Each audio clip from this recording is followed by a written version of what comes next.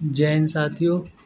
हम लोग आज फिर से कुछ क्वेश्चंस लेके आए हैं। जो एरर के कुछ क्वेश्चंस हैं, नंबर ऑफ क्वेश्चंस जो होंगे वो कम होंगे, लेकिन हर एक क्वेश्चन में जो है वो कॉन्सेप्ट होगा। ठीक है, तो पहले आप लोग इसे पढ़िए और इसे सॉल्व करने की कोशिश कीजिए। पहला क्वेश्चन जो है आप लोगों के सामने है स्क्रीन पर, और देखिए और इसे सॉल्व करने की कोशिश कीजिए। ठीक है, तो पहला दिया है क्वेश्चन, हम उसे पढ़ते जा रहे हैं, आप लोग भी देखते जाइए। ए क्या दिया हुआ है part, at this moment that terrible door that terrible door burst open and banged for the wall. देखो एट दिस मोमेंट मतलब इस समय में, terrible door burst noisily open and banged for the wall. पहले में एट दिस मोमेंट सही समय के लिए यूज किया हुआ है, ये सही है पहले में। टेरिबल डूर बर्स्ट नोजली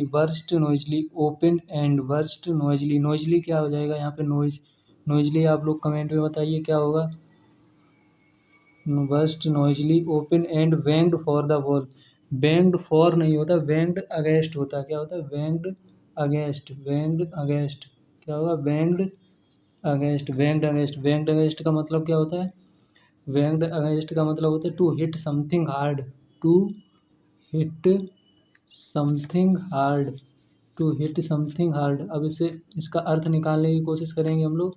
क्या है, एट दिस मोमेंट इस समय में, terrible door burst Noisli open, जो डोर था वो नॉइजली बहुत, तो किसी ने धक्के से उसे ढकेला और ओपन जो हुआ, वेंग्ड फॉर द वॉल। किससे क्या, जब किसी कोई अगर अचानक से गेट में जब धक्का लगाता है तो वो क्या होता है, वॉइस जो है वो बहुत ज़्यादा हार्ड होती है। किसी ने जब हिट जो है वो हार्ड किया होगा गेट को, जो हिट हार्ड करेंगे, हार्ड जो है करेंगे, जब तेज़ी से हार्ड करेंगे तो वो क्या होगा, गेट जो है वो जो वॉइस है वो काफ़ी तेज़ होगी। ठीक है, तो यहाँ पर क्या हो जाएगा, फॉर को काट के यहाँ पे क्या हो जाएगा, फॉर की जगह पे अगेंस्ट हो जाएगा। ठीक है, बैंग अगेंस्ट।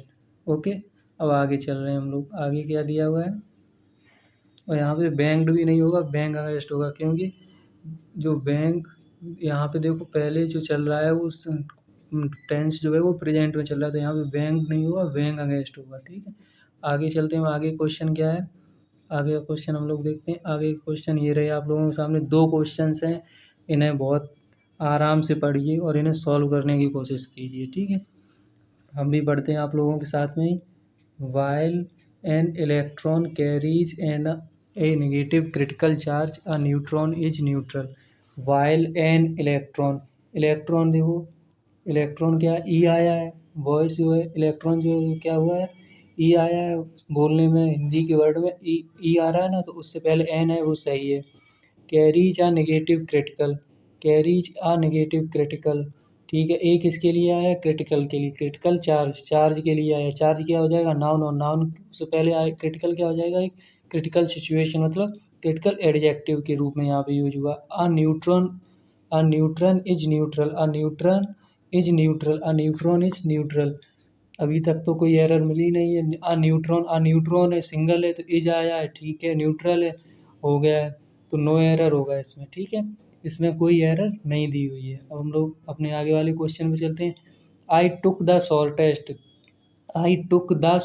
देखो शॉर्टेस्ट से पहले द जो है वो किस लिए आया है, ये कि शॉर्टेस्ट जो है वो सुपरलेटिव डिग्री में यूज की हुई है। किस में यूज की गई है, सुपरलेटिव डिग्री में। वे through the little park, close जो पार्क है वो क्या पास में है, तो लिटिल, आ लिटिल और द लिटिल। इसे एक बार आप लोग ध्यान से देख लीजिए कि ये कैसे यूज होते हैं। ठीक है, द लिटिल पार्क यहाँ पे बिल्कुल सही यूज किया। Close the place, close to the place होता है, ना कि क्लोज द प्लेस होता है। ठीक है, एडवर्ब होगा यहाँ पे क्लोज टू द प्लेस होगा, ना कि क्लोज सिर्फ। ठीक है, तो अभी तक हमने 3 क्वेश्चन किए हुए हैं, इसमें आप लोगों को कोई दिक्कत हुई है। देखो ये वाला क्वेश्चन फिर से रिपीट करते हैं। आई टुक द किसके लिए आया है, शॉर्टेस्ट के लिए। Way through the little park. Close close to the place, close to place के लिए, प्लेस के पास, क्लोज टू। ठीक है, क्लोज टू द प्लेस। ये हमारे कंप्लीट हुई। अब हम लोग अपने आगे वाली स्लाइड पे चलते हैं। आगे वाली क्या है आप लोगों के सामने है। As it came to a stop, as it came to a stop, as it came to a stop, as it came past में चल रहा है, ठीक है। टू केम टू, ठीक है। आ स्टॉप, ठीक। As it came to a stop, अभी तक तो कोई एरर दिखी नहीं हमें, ठीक है। द कंडक्टर कॉल्ड, आगे पास्ट में चल रहा था तो यहाँ पे कॉल्ड सही चल रहा है, टेंस में तो अभी कोई चेंज हुआ नहीं। Called out in a loud voice, called out in a loud voice, called out in the loud voice, तो यहाँ पे क्या हो जाएगा कॉल्ड आउट। कॉल्ड आउट का मतलब क्या होता है? कॉल्ड आउट होता है to speak loudly. Called out का मतलब क्या होता है, लिख लेते हैं हम लोग। कॉल्ड आउट का मतलब होता है टू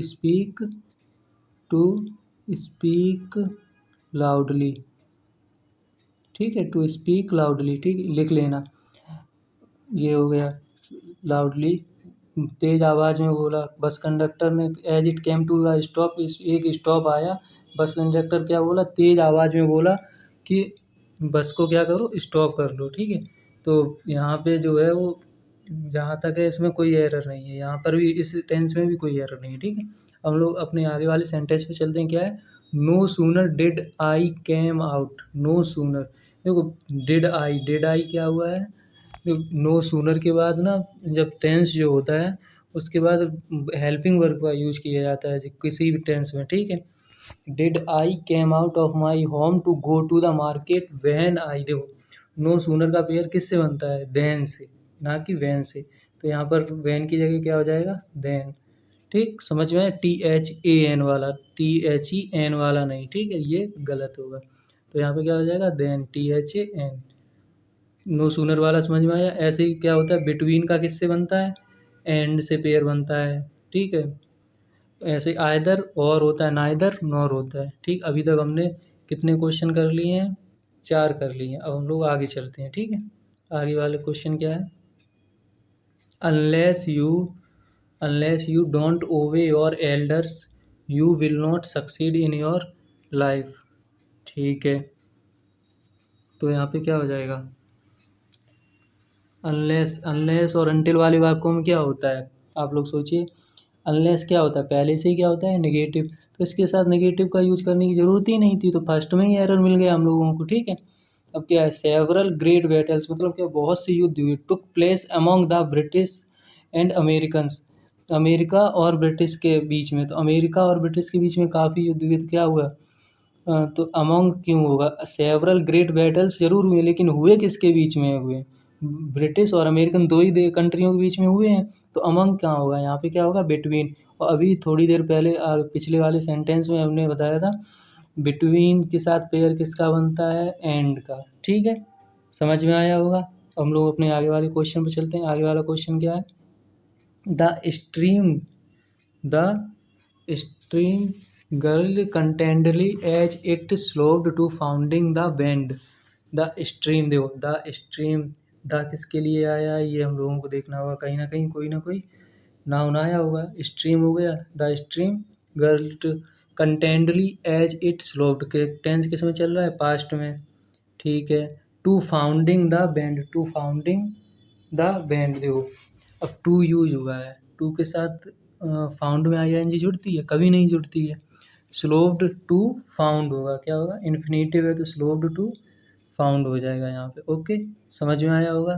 हम लोग अपने आगे चलते हैं। क्या है, she was so near to achieving her goal, देखो she was so near, she was so near to नहीं होगा, क्लोज टू होता है, नियर टू नहीं होता है, क्या होता है, क्लोज टू, अचीव करने के अपने गोल के बहुत ही नज़दीक है, तो क्या हो जाएगा, क्लोज टू। आगे चलते हैं, आगे क्या क्वेश्चन है, these kind of clothes are rather expensive for me to buy, these kind of clothes are rather, देखो यहाँ पे आप देखो दीज काइंड, ठीक है।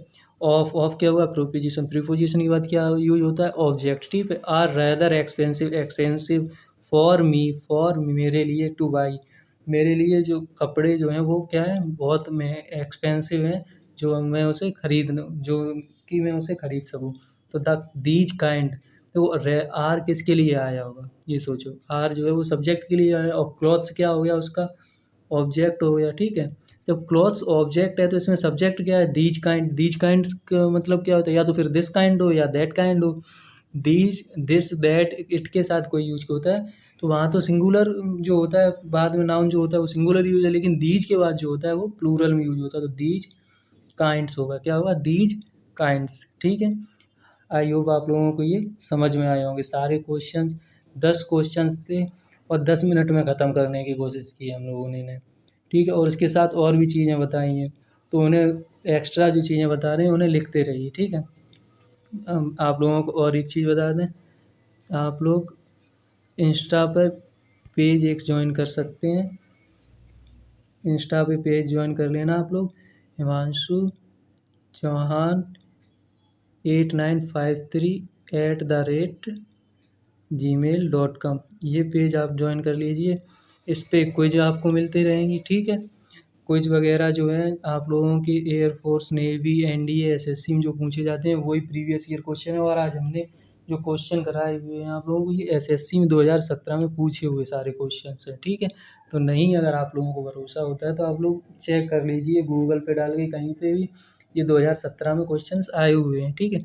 और इसके बाद अगर आप लोग टेलीग्राम चैनल ज्वाइन करते हैं तो वहाँ पे भी आप लोगों को क्लास से रिगार्डिंग चीज़ें मिलती रहेंगी। जैसे कि टेलीग्राम का नाम है इंग्लिश बाय हिमांशु चौहान, ठीक है। इंग्लिश बाय हिमांशु चौहान, इसे आप लोग सर्च करके ज्वाइन कर लीजिए। अभी शायद 60 से 61 लोग जुड़े हुए हैं। इतनी बड़ी हम लोगों की यूट्यूब पे फैमिली भी नहीं है, तो ज़्यादा से ज़्यादा लोगों के पास इसे शेयर कीजिए। और इससे पढ़ने का तरीका जो है वो थोड़ा बदलिए। ये ना सोचिए कि टीचर्स जो है वो नंबर ऑफ़ क्वेश्चंस कितने करा रहे हैं, ये देखिए कि वो कैसे करा रहे हैं क्वेश्चंस को, उसमें और भी कॉन्सेप्ट लगा रहे हैं कि नहीं लगा रहे हैं, ठीक है। तो आप लोग पढ़ते रहिए। Thank you.